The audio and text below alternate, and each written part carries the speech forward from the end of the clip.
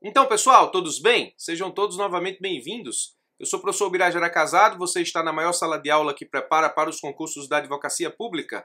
Sejam todos muito bem-vindos. Se você já se comprometeu comigo em vídeos anteriores em dar like e comentar no vídeo, para que junto comigo você leve esse conhecimento a outras pessoas, ajudando essas outras pessoas a ter acesso a conhecimento gratuito e de qualidade para enfrentar provas, chegou a hora de fazer isso. Seu like e seu comentário.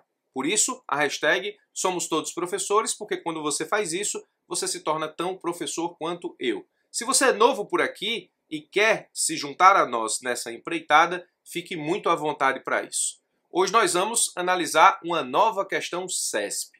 Vamos estudar aqui o que se chama de estudo reverso. Vamos fazer o que se chama de estudo reverso, que é pegar questões de prova, analisar o conteúdo cobrado e estudá-lo revisando para provas futuras. Muito bem, preste atenção. O assunto de hoje é delegação de competência. A primeira dica do vídeo é o seguinte. Às vezes eu digo a alguns alunos meus de PGE e PGM o seguinte, presta atenção que você vai ter que estudar algumas leis federais importantes, ainda que para concursos de PGE e PGM. É o que acontece com a Lei 9784. A Lei 9784 é uma lei federal, não é uma lei nacional. A lei federal, ela regula o processo administrativo federal. Mas não raro, legislações estaduais e municipais puxam a aplicação da Lei 9784 para as suas realidades. Então, essa lei é importante, não foi diferente nessa questão do CESP. Questão de PGE, mas que cobra o conhecimento da Lei 9784. Então, não torça o nariz quando você que estuda para PGE/PGM tiver que estudar alguma lei federal importante. Vamos analisar o enunciado. Eu vou ler todas as alternativas para que você possa, de repente, aí, se não conhece a questão, testar o seu conhecimento e depois vamos à resolução. Eu te adianto que, se você ficar comigo até o final do vídeo, a gente vai ter aqui a solução da questão e a gente vai ter também a análise da decisão mais importante do STJ sobre delegação de competência que eu conheço. Presta atenção, vamos lá. No âmbito de determinada Secretaria de Estado de Urbanismo, o secretário deseja delegar ao secretário de Estado de Infraestrutura a competência para edição de ato normativo sobre matéria comum a ambas as secretarias. O secretário, então, realizou consulta ao órgão de assessoramento jurídico a fim de verificar a juridicidade de sua pretensão. Lei estadual determina que se aplique a Lei 9784/99 no âmbito de tal estado. Não há outras normas no âmbito estadual dispondo sobre delegação de competência. Veja que enunciado interessante. A lei é federal, já disse, mas o examinador diz assim, o Estado tem uma lei que manda aplicar a Lei 9784 à realidade estadual e dentro dessa Lei 9784, a parte de delegação de competência não tem nenhuma norma estadual em conflito com o que diz a Lei 9784. Então, o fundamento de análise da sua questão é exclusivamente a Lei 9784.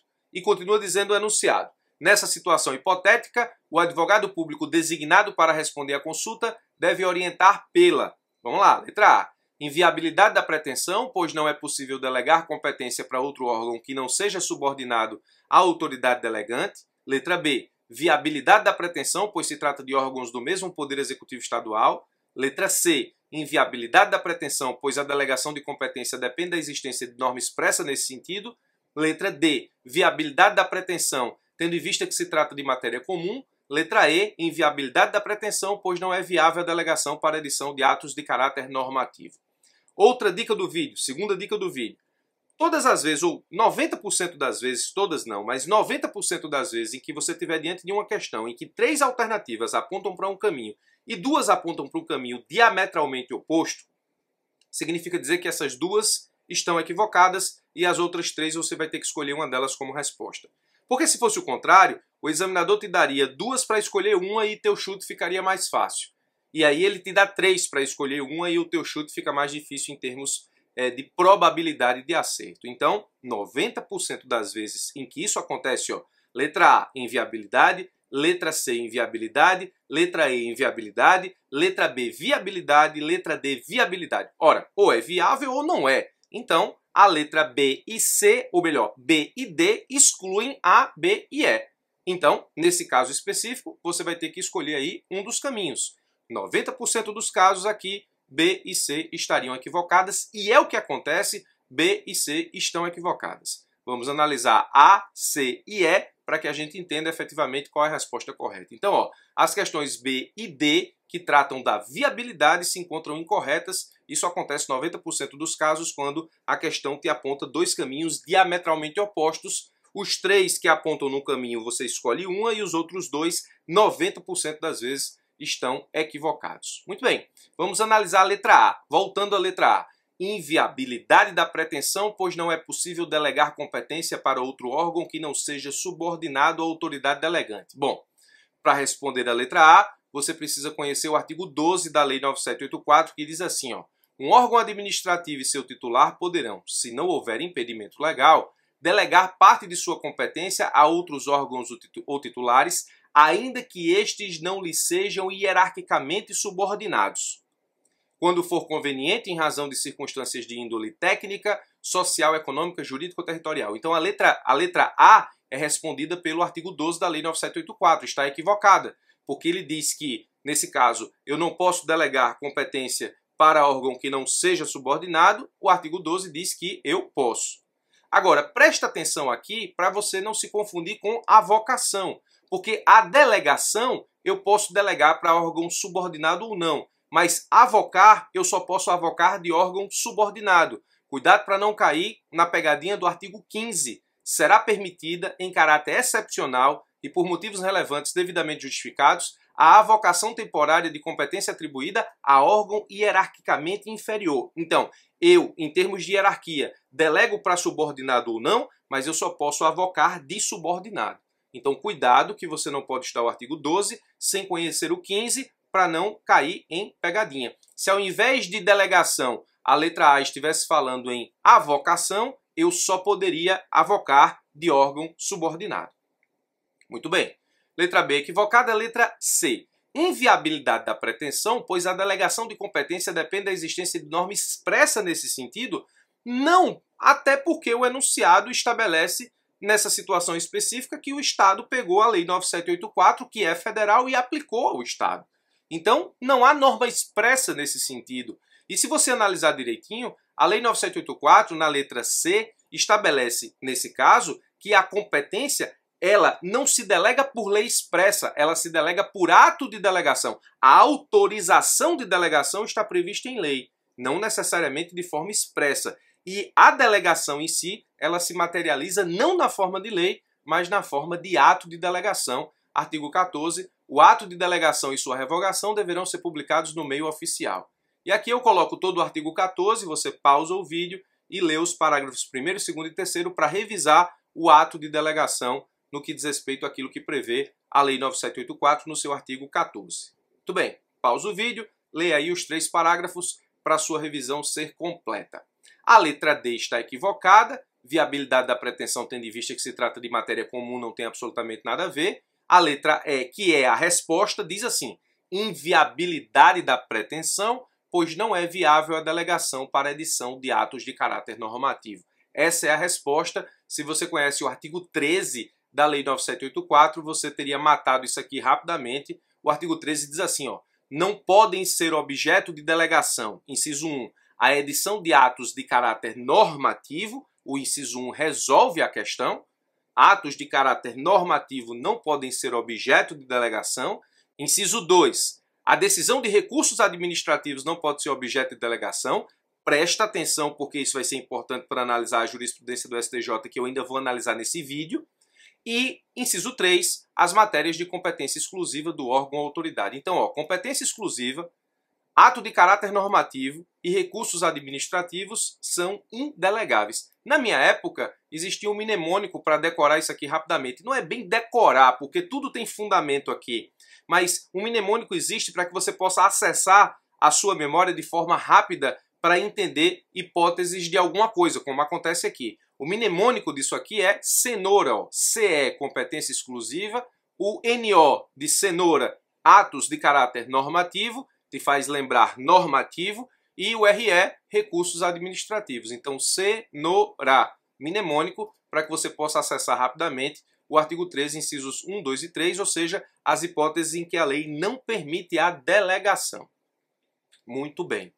Então, a letra correta aqui seria a letra E, ou seja, é inviável essa pretensão de delegação entre essas secretarias, porque a delegação está tratando da edição de ato de caráter normativo, o que é proibido pelo artigo 13, inciso 1 da Lei 9784, que o enunciado disse que se aplica ao Estado. E que não existe outra lei estadual que regulamente a questão da delegação a nível estadual. Bom, a revisão para além da questão, eu preciso te apresentar a decisão mais importante do STJ que eu conheço sobre delegação de competência. Imagine essa situação aqui que nós vamos estudar a partir de agora. Presta atenção aqui, ó. Ebégico é procurador da Fazenda Nacional. Isso é um caso real. Óbvio que o nome do rapaz não é Ebégico lá, era outro, mas Ebégico é PFN e responde processo administrativo disciplinar por infração sujeita à pena de demissão. Ao final do PAD, Ebégico foi considerado culpado e a pena de demissão foi aplicada pelo advogado-geral da União. Ebégico apresentou recurso hierárquico que, julgado pelo AGU, pelo advogado-geral da União, foi improvido.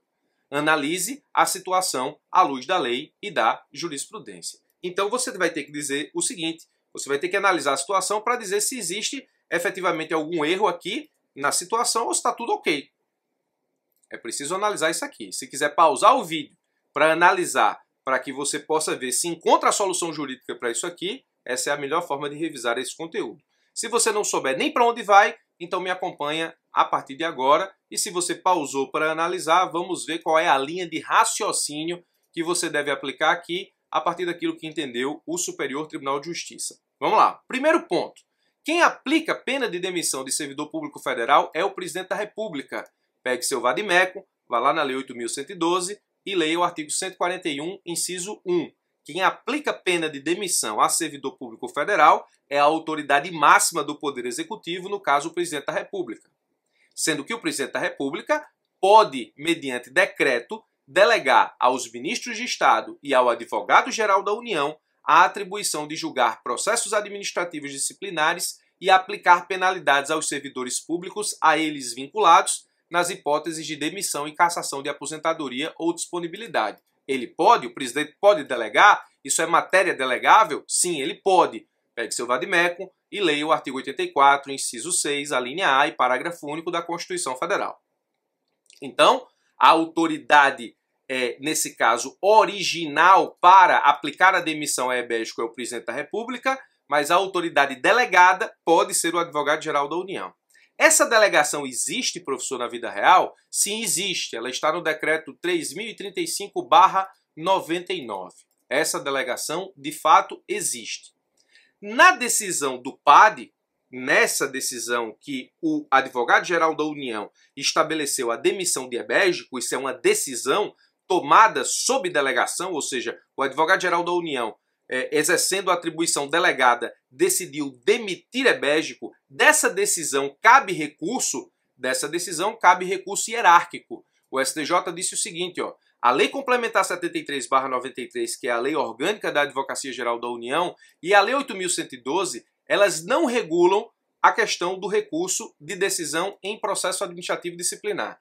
Então, nem a Lei Orgânica da AGU regula o recurso de decisão em PAD, nem a Lei 8.112, que também se aplica aos advogados públicos federais, regula a questão dos recursos em processo administrativo disciplinar. Então você vai aplicar a Lei 9784, a Lei do Processo Administrativo Federal. A Lei do Processo Administrativo Federal, no artigo 56, diz assim, ó, das decisões administrativas cabe recurso. E aqui ele falou genericamente. Então, decisão administrativa em PAD cabe recurso, já que a 73/93 não disse nada e já que a 8.112 também não disse nada. Cabe recurso em face de razões de legalidade e de mérito. O recurso será dirigido à autoridade que proferiu a decisão, a qual, se não a reconsiderar no prazo de 5 dias, o encaminhará à autoridade superior. Bom, o recurso é dirigido à autoridade que proferiu a decisão. O problema é que a autoridade que proferiu a decisão aqui é o Advogado-Geral da União e ele o fez por meio de atribuição delegada, competência delegada. E lá na Lei 9784, por isso que eu pedi para que você prestasse atenção, o artigo 13 diz que não pode ser objeto de delegação a decisão de recurso administrativo. Então, Quando o artigo 56 da Lei 9784 diz que o recurso será dirigido à autoridade que proferiu a decisão, se essa autoridade que proferiu a decisão for uma autoridade que agiu sob competência delegada, não é ela que vai julgar o recurso administrativo da decisão. A atribuição de julgar esse recurso não é do AGU, é do presidente da República. O STJ disse isso em 2019, tá aqui, ó. Presta atenção. Se você achou que o vídeo ia ser só a resoluçãozinha de uma questãozinha objetiva, se enganou. Parabéns por ficar aqui até agora. O STJ disse: cabe recurso hierárquico próprio ao presidente da República contra a penalidade disciplinar aplicada por delegação com base no decreto 3035/99. E por que o presidente da República? Porque, embora a autoridade que julgou o PAD seja o advogado-geral da União, que agiu por delegação, a competência para julgar o recurso administrativo não é objeto de delegação. Então o recurso tem que ser dirigido ao presidente da República. É ele quem julga. O STJ disse isso em 2019. O STJ disse ainda, ó, não há óbice para a interposição de recurso hierárquico à autoridade delegante, porque, embora mediante a delegação, a decisão foi tomada pelo delegado no exercício das suas competências administrativas. Além disso, o decreto 3035 não estabeleceu nenhuma vedação à possibilidade de interposição de recurso hierárquico. Então, a um só tempo, o STJ disse que é possível o manejo do recurso hierárquico, porque o decreto 30.035 não impossibilita, a lei complementar 73/93 não impossibilita, a lei 8.112 não impossibilita e a lei 9784 possibilita. Sendo que essa lei 9784, que foi fundamento da delegação do presidente da República para que o advogado-geral da União julgue PAD, não permite a delegação para a análise, o julgamento e a decisão de recursos administrativos. Então, o recurso administrativo que Ebesco apresenta contra a sua demissão no PAD julgado pelo advogado-geral da União não será julgado pelo advogado-geral da União, será julgado pelo presidente da República nos termos do que disse a jurisprudência do Superior Tribunal de Justiça. Então, no único vídeo, nós revisamos a questão CESP sobre delegação, te expliquei e te disse algumas dicas efetivamente sobre prova, te expliquei a pegadinha entre, nesse caso, delegação e avocação, cuidado com os artigos 12 e 15 da Lei 9784, e, obviamente, te apresentei uma jurisprudência do STJ, que é a jurisprudência mais interessante sobre delegação de competência que eu conheço do Superior Tribunal de Justiça, exatamente para entender um pouco a delegação e a possibilidade do recurso hierárquico próprio da decisão que julga processo administrativo disciplinar, mas esse recurso não é julgado pela autoridade que decidiu o PAD quando ela age por delegação, ele tem que ser julgado pela autoridade originária da atribuição, aquela que delegou a atribuição de julgar o PAD, porque a decisão em recurso administrativo ela não pode delegar. Presta atenção nisso aqui, porque se você não tiver muito ligado, vai perder e vai errar na prova. Tem que estar ligado nisso aqui, beleza? Espero ter te ajudado com mais essa. Forte abraço, não esquece do like, do comentário. Até os nossos próximos encontros.